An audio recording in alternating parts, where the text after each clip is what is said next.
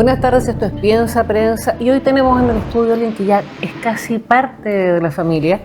Nos referimos a Luis Mesina, vocero de No Más AFP, economista, reconocido ampliamente a nivel país. Hola Luis, buenas tardes. Hola, muchas gracias por la invitación. Gracias a ti y a ustedes como agrupación por confiar en nosotros para divulgar elementos que sentimos son súper importantes para la ciudadanía, más aún en un año tan potente electoralmente como este.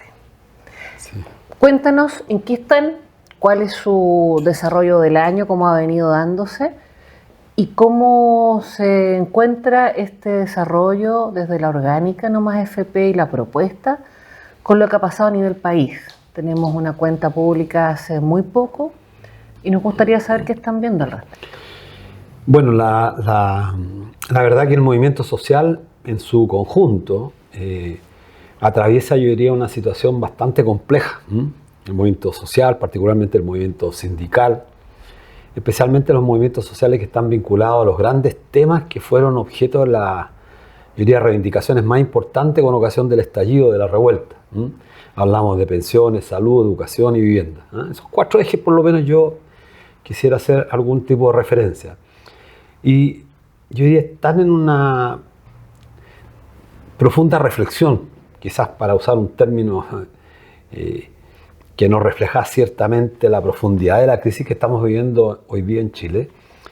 Dice relación porque el movimiento social, una parte importante de él y sus integrantes, tuvo mucha confianza, muchas ilusiones en que cuando asumió este gobierno se iban a resolver aspectos sustantivos que el movimiento social venía demandando hace muchos años.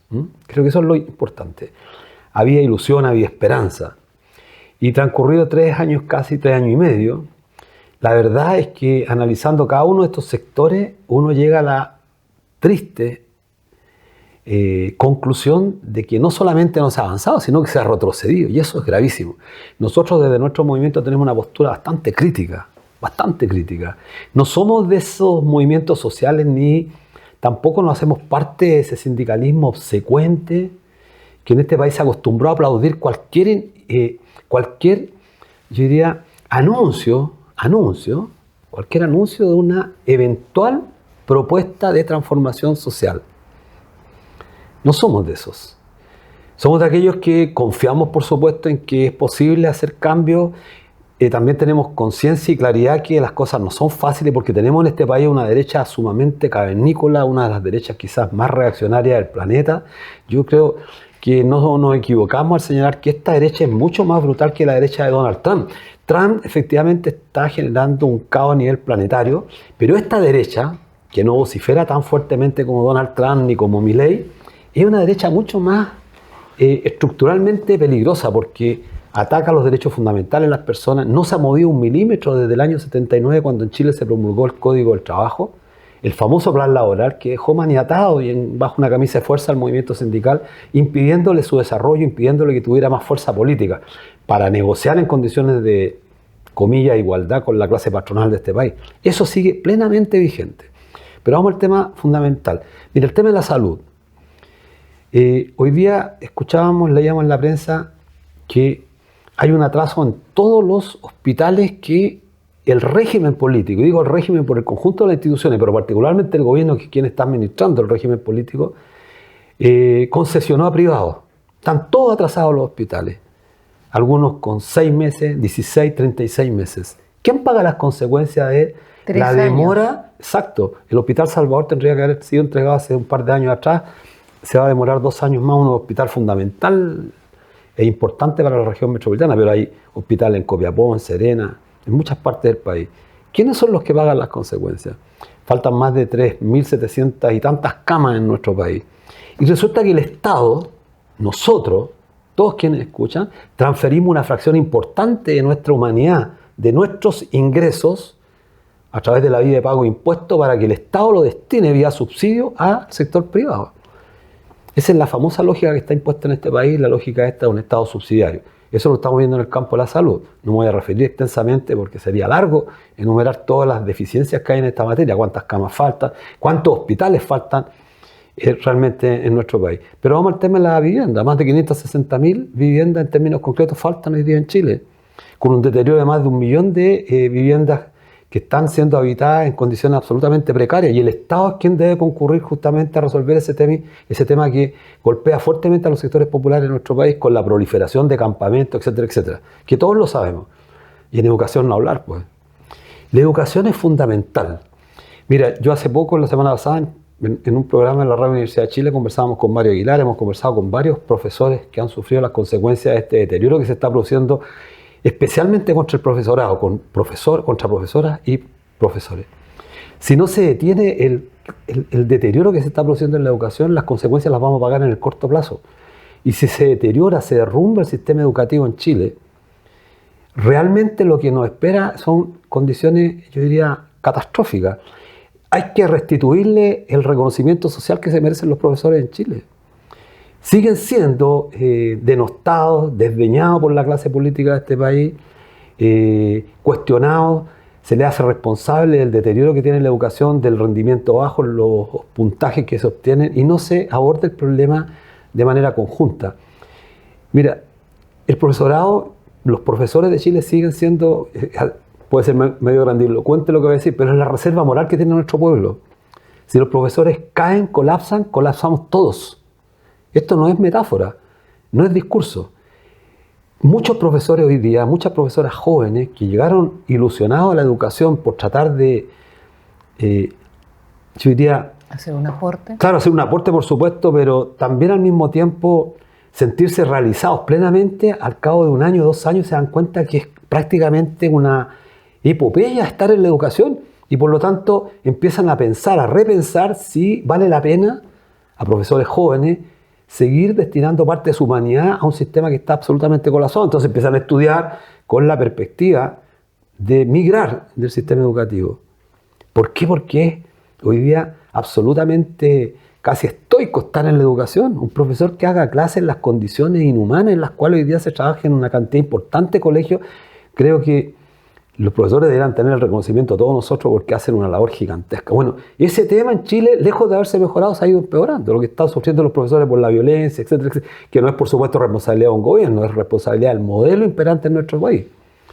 Y finalmente en el tema de las pensiones no hablar. Pues este gobierno terminó finalmente no solamente no acabando con las AFP, sino que fortaleciéndolas. Al final del periodo de aplicación de esta reforma, las AFP van a recibir un 60% más de lo que recibían hoy día. Hoy día están recibiendo alrededor de 12.000 millones de dólares anualmente. Van a recibir, por lo tanto, casi 8.000 millones de dólares más una vez que entremos en régimen. ¿Qué significa eso? Que esos recursos que son cuantiosos van a pasar directamente para que las AFP las destinen al mercado financiero. Para quienes nos escuchan, ¿qué significa esto? Pasarle plata a los bancos que toman ese dinero a cambio de la emisión de acciones, la convierten en crédito y lo prestan o lo ponen al servicio de quienes demandan crédito. ¿Quiénes somos? Nosotros mismos. Por supuesto con una tasa mucho más alta. Y además especulando con nuestra humanidad, porque hay que decir también que las contribuciones no son más que la expresión del salario. Y el salario de humanidad es trabajo acumulado de los hombres y mujeres que mes a mes destinan una fracción muy importante de su vida, que nunca más se recupera, al mercado financiero. Mercado financiero que por sus propias características es tremendamente especulativo.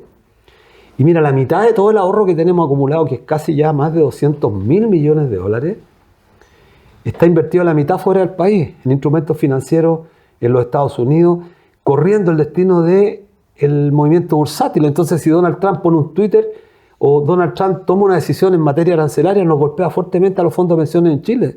¿Y quién pierde? Pierden los pensionados chilenos. Entonces, esa es la precariedad de este modelo que, querámoslo o no, las candidatas que hoy día están pretendiendo postularse a la presidencia fueron quienes avalaron esto y eufóricamente celebraron bailando esta reforma que no es reforma.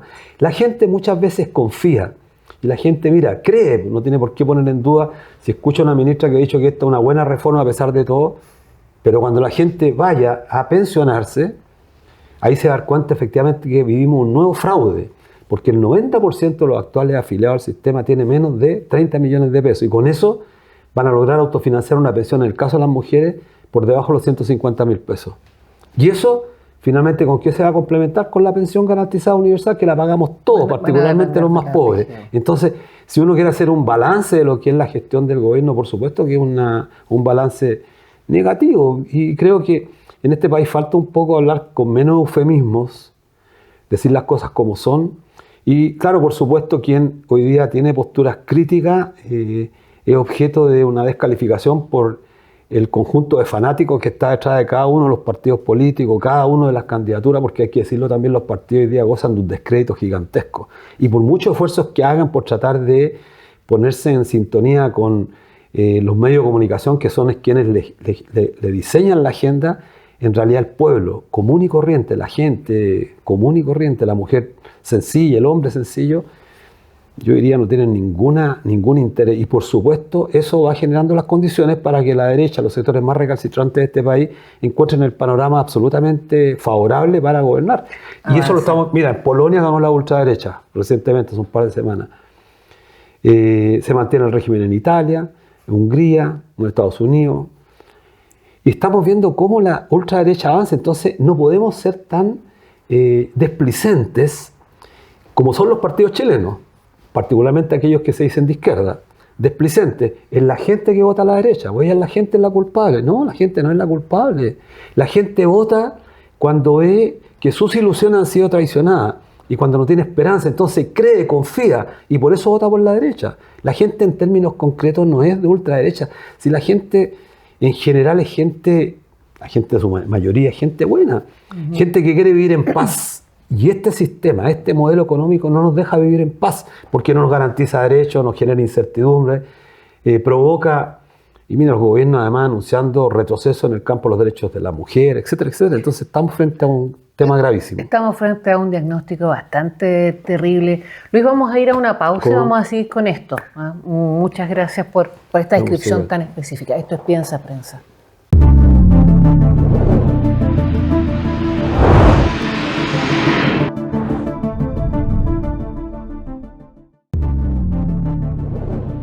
Seguimos acá en esta entrevista con Luis Mencina. Ya en el primer bloque nos hizo una descripción súper completa del panorama.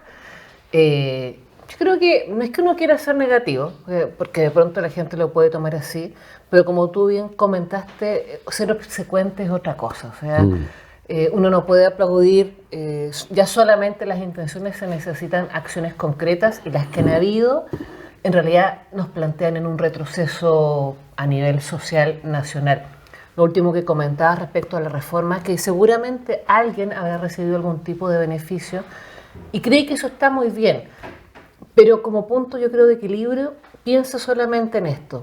Esa reforma está esquilmando aún más a nuestro Estado y eso se traduce en que hay menos camas en hospitales, que no llegan recursos a la parte de educación, porque el Estado se está haciendo cargo del 90% finalmente de las pensiones, le entrega más dinero a las FP, sigue sacando plata de su bolsillo y nosotros costeamos eso con impuestos que yo creo que también es bueno que la gente lo sepa. Queda la sensación de que nosotros no pagamos impuestos, ¿no? Como que la gente cree que en Chile no se pagan impuestos. Claro. En Alemania se paga 40% de impuestos. Es súper alto, pero tienen de todo. Hasta aquí funciona, ha funcionado, sabemos que hay una crisis mundial. Nosotros pagamos casi la mitad, 19% de IVA por cada pedazo de pan que compramos, por cada chicle que compramos, estamos pagando casi el 20% y no tenemos ni la mitad, ni un tercio, ni un 10% de lo que en algún momento tuvo Alemania. O sea, para que veamos la desproporción del mal manejo de los impuestos que sí se pagan en Chile. Y hablabas también de Estados Unidos y cómo, a pesar de la mirada que tengamos sobre Donald Trump, termina siendo mucho más proteccionista, porque esa es su mirada respecto a su propio territorio, su país, claro, su gente, que la cuida y la impulsa, versus nosotros que además estamos llenos de gente que se llama patriota, pero claramente no era de esta patria, ¿no? Hacen sus inversiones y ponen los dineros por fuera, lo que significa y se traduce en peores condiciones para nuestra industria, para nuestros trabajadores, para nuestro territorio. Estamos ya a mitad de año, se vienen elecciones presidenciales. ¿Qué han visto ustedes respecto a su, no sé si expectativa, pero necesidad específica respecto a lo que podríamos llamar un sistema social, un sistema de respaldo social que se traduzca en acciones concretas? ¿Alguien está hablando de eso? ¿Alguien podría dar garantías de eso? Sí, bueno, muchas preguntas en una sola. Mira, quiero partir primero diciendo que las posiciones críticas en nuestro país durante los últimos años han sido permanente y sostenidamente objeto de cuestionamiento. Y eso se corresponde con un paradigma que está instalado en nuestro país.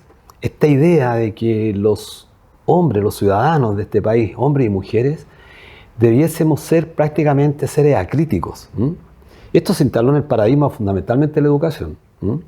Aunque la LOCE y después la ley GC, la ley señalaba lo contrario, que se buscaba promover muchachos críticos, con una prácticamente moral distinta. En la práctica lo que ha hecho el sistema educativo ha ido justamente moldeando un sujeto acrítico. Y por lo tanto cuando aparecen sujetos que critican, cuestionan, se ve como negativo. Es circunstancia que en otros países se estimula el pensamiento crítico, porque eso contribuye, digamos, a generar conocimiento, al desarrollo cognitivo. ¿Me permites agregar algo? No ¿Sí? es una crítica al aire, ¿no? Que eso sí yo entiendo que se puede haber crítico. Es una crítica que va acompañada de una propuesta y de gente dispuesta a trabajar y a desarrollar. Así es. Bueno, yo hasta donde entiendo el movimiento social y tanto el movimiento que representa a la salud, a las pensiones, a la educación, a las viviendas, tienen muchas propuestas. El mundo social tiene propuestas. El problema es que no se escuchan al movimiento social, se escucha a los empresarios que hacen negocio con los derechos sociales de este país. Nosotros lo dijimos en alguna ocasión, lamentable que el legado del presidente Boric termine siendo la consolidación del negocio de los derechos sociales. Eso es lamentable. Mira, piensa tú que Kast anuncia que se van a reactivar inmediatamente los vouchers para resolver el problema de la educación. O sea, lo que Milei logró hacer, copiándolo a los chilenos, a Piñera, fundamentalmente a José Piñera, que era esta idea de que cada uno ande con un voucher licitando, como que esto en realidad la educación estuviera sometida a la oferta y demanda, no es más que una caricatura que en el fondo devela que vamos a entrar en una crisis mucho más profunda de la que tenemos hoy día. Ahora, la segunda parte que planteas tú, el tema de los impuestos, que creo que es bueno también que la gente tenga claro en sus casas. El 50% de la gente en este país gana menos de 580.000 pesos. Esa gente destina un quinto del ingreso, un quinto. O sea, de cada 10 pesos, 2 pesos lo dedica a pagar impuestos en este país. Nosotros pagamos mucho impuestos. Claro, tú señalabas, en Alemania se paga el 40%, en Noruega se llega a pagar el 45%, 44%, etc. Pero ellos tienen una retribución gigantesca, tienen salud, educación, transporte gratuito, y un país absolutamente distinto al nuestro.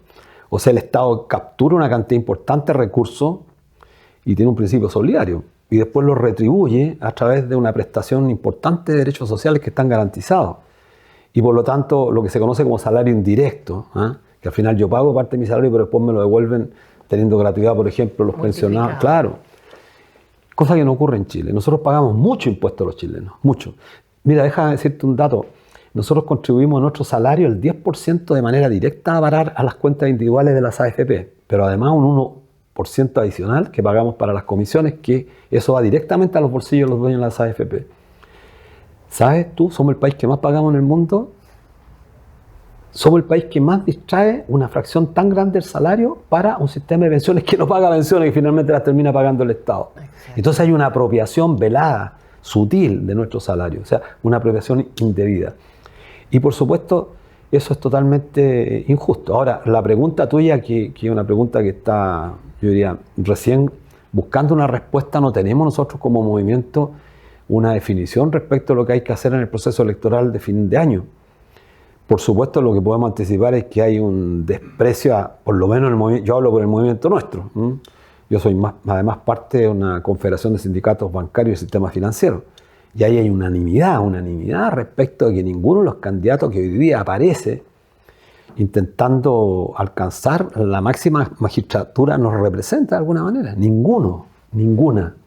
Y lo digo responsablemente, es probable que con esto genere después en los comentarios una cantidad importante de sujetos que van a descalificar, le está haciendo el juego a la derecha, la típica. Mira, yo soy mucho más viejo que tú, yo vengo escuchando este discurso hace 35 años. No le haga el juego a la derecha. Nunca le hemos hecho el juego a la derecha.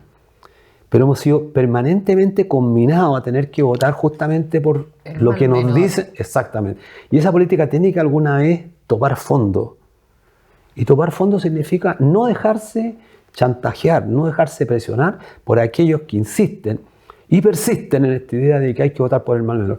Mira, si la candidata fuera toda, Y recién Landerrecht, que es probablemente, si es que llega a ganar ella, el futuro ministro de Hacienda, que no sé si sería peor o mejor que el actual que tenemos. Estos ministros de Hacienda no se distinguen, no se diferencian absolutamente de ningún ministro de Hacienda que tuvo la dictadura o que tuvo los gobiernos de Piñera, porque están sujetos y están determinados por el consenso de Washington, por controlar el presupuesto y el equilibrio fiscal, es decir, reducir al máximo el gasto social, pero cargándonos a nosotros el peso de contribuir de manera subsidiaria para no generar un colapso tan grande que significaría, por ejemplo, no pagar la pensión garantizada universal, subsidiar la salud, subsidiar la educación. O sea, al final terminamos trabajando para subsidiar industrias que son absolutamente privadas y que generan lucro en beneficio de unos pocos. Entonces, tu pregunta no la podemos responder así categóricamente. En la dinámica del tiempo, este es un año electoral y un año complejo para el movimiento social porque hay ilusiones, la gente tiene ilusiones. La gente siempre cree que votando resuelve sus problemas.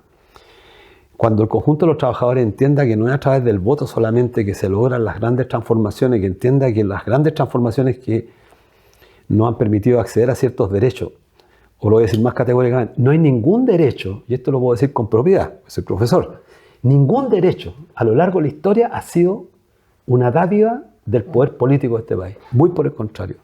Todo ha sido únicamente fruto de la organización, la movilización que han tenido los trabajadores. No en todos los campos, lo digo en la educación, en el sindicalismo, etc. Sí.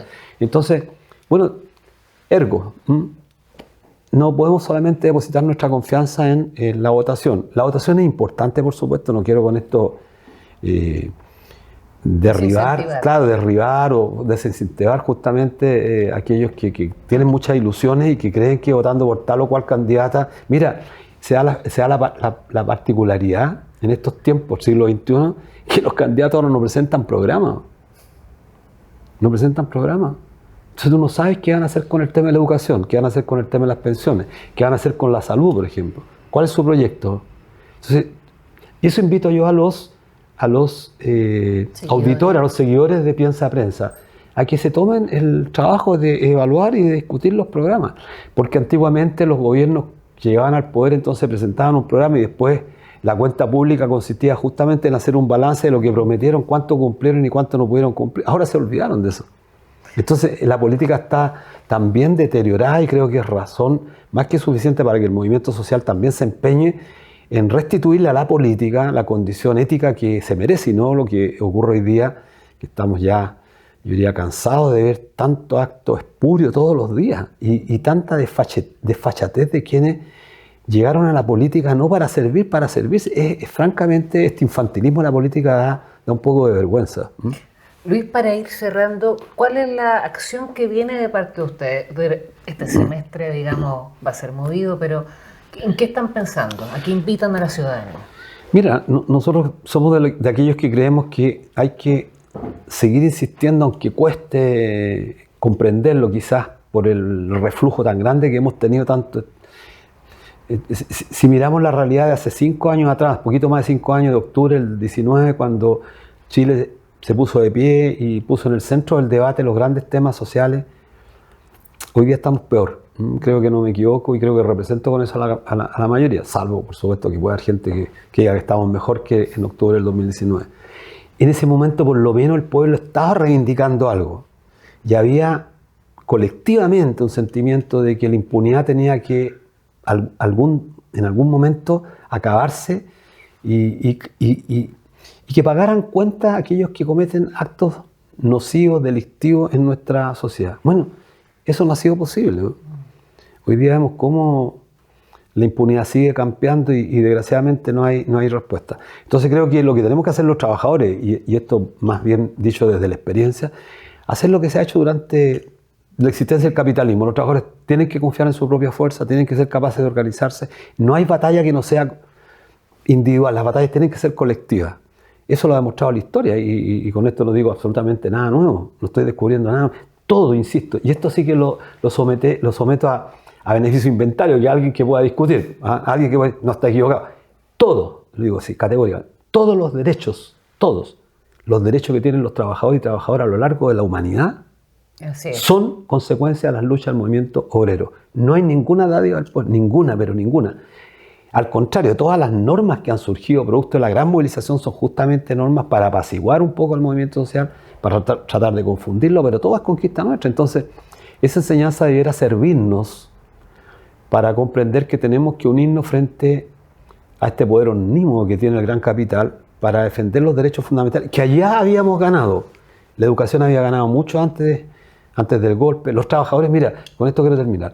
Los trabajadores en el periodo de la Unidad Popular, el año 71, y esto también con beneficio inventario, lograron participar de la renta nacional, alcanzaron un porcentaje del 61% del ingreso nacional. Nunca en la historia de Chile habíamos ganado tanto. El 61% del ingreso nacional. Vino el golpe de Estado, al año habíamos bajado casi al 50% y a los 3 años ya estábamos por debajo del 45%. Nunca hemos superado el 45% de participación del ingreso nacional de los trabajadores chilenos, ni con la concertación ni con estos últimos gobiernos. Esa es razón más que suficiente para pensar, bueno, si lo logramos hace 53 años atrás, ¿por qué no lograrlo de nuevo? Luis, muchas gracias. Yo creo que este es el mensaje para la ciudadanía. Año electoral, agruparse, organizarse, luchar. Y el que no crea que esto es cierto, vaya y revise que aquí en la China todo se ha logrado gracias a la organización social. Así es. Muchísimas gracias, invitado. Esta es tu casa, tú sabes. Muchas gracias. Esto es Piensa Prensa. Vea esta entrevista, coméntela, compártala y no deje de apoyar a la prensa independiente.